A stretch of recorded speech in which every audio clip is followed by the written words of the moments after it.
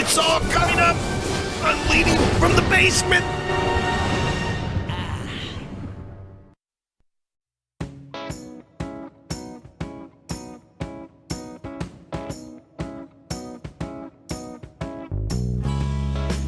This is Leading from the Basement, the daily podcast for leaders with short attention spans. I'm your host, Jeremy Lennon. Anytime we have a discussion about leadership, we have to talk about the concept of power. And when we're dealing with leadership, there are two types of power that come into play. There's what we call position power and personal power. So let's spend a minute talking about the two. First is position power. Now, another description of position power might be rank or authority. Position power is the power that an organization says you have. Okay, you're the CEO, you're a supervisor, you're an operations manager because the company says you are. And you might have a name tag that says OM. That's the power that the organization says you have. Now, there is a danger associated to leading with position power. Someone who leads with position power uses their rank, uses their authority to try and lead someone. Well, that can come across as very intimidating, threatening, negative. And it might sound like, do this because I'm your boss and I told you to. In fact, some of us as parents, we're guilty of this, right? We tell our kids to do something and they say why, and we say, because I'm your dad and I said so. That's position power.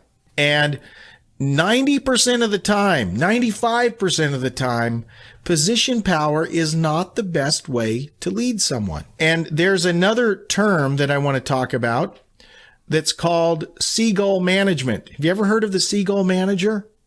The seagull manager is the manager that swoops in, makes a bunch of noise, poops on everyone, and then flies away. Okay, now that's kind of facetious, right?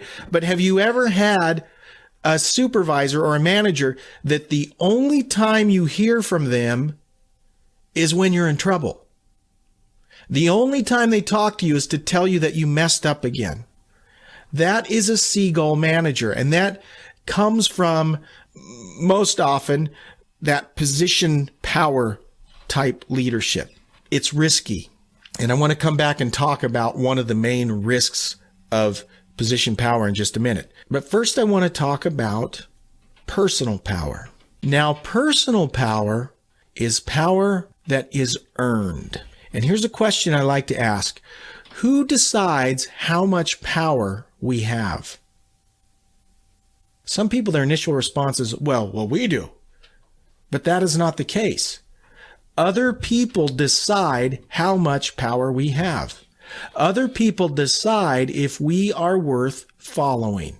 I cannot say, I'm going to go in and influence Bob today. It doesn't work that way. Bob decides whether or not he will follow me. Bob decides whether or not I will influence him. So personal power is earned. And personal power is way more effective than position power. Because when people follow the personal power leader, they're doing it because they want to. They're doing it out of respect for that leader or a genuine desire to please that leader. They like that leader. Personal power is way more effective than position power. And here's the interesting thing. People with personal power more than likely wind up with position power.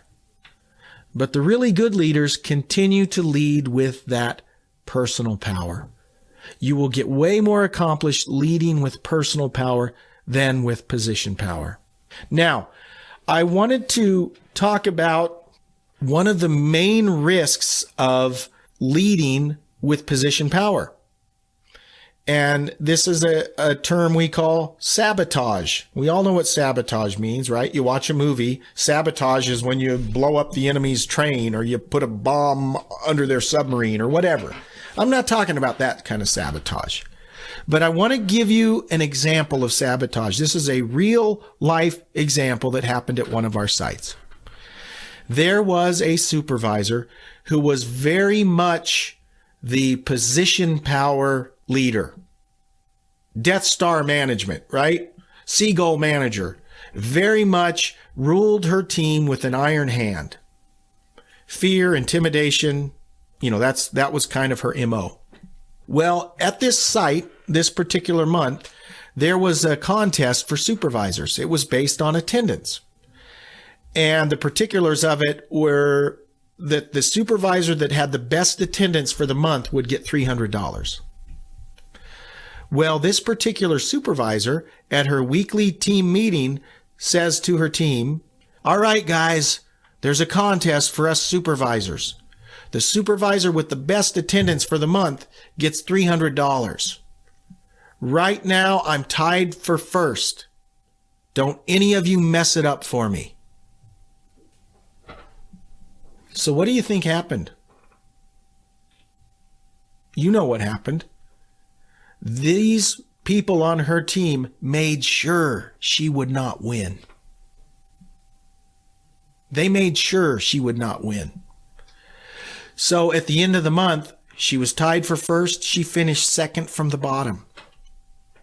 She was sabotaged by her own team. And why is that? It's because they didn't have respect for her. They did just enough to keep her off their back. That's the danger of position power. People will do just enough to keep you off their back and nothing else. So remember when we talked about discretionary effort? You don't get any discretionary effort if you're leading from position power. Personal power is a much more effective way to lead and will get much better results than leading with position power. Thanks for listening to Leading from the Basement. If you like what you heard, please subscribe, and we'll see you next time on Leading from the Basement.